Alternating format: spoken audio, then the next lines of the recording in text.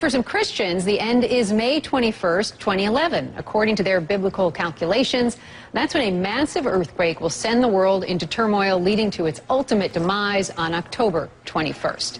Some of those members are so convinced that doomsday is upon us, they've left their homes, their jobs, their families to travel the country and warn people that the end is near.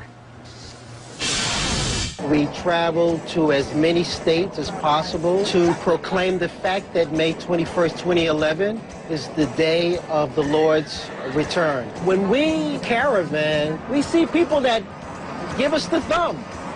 They say thumbs up. We also see people that, unfortunately, give us the other finger.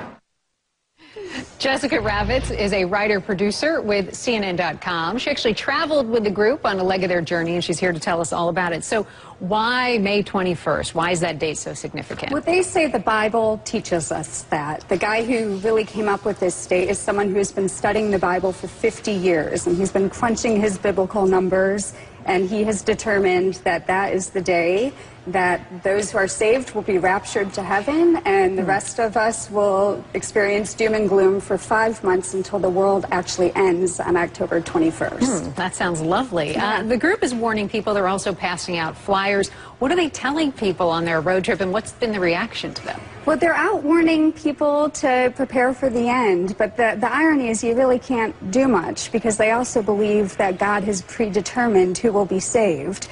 So they want people studying Scripture, but if you're not on the saved list, you might as well kick back with some donuts. Did you talk to them at all about what their plan is to enjoy their last few months if this really does happen here on Earth? I did ask them if they had a bucket list of things they wanted to do, and they looked at me like I was crazy.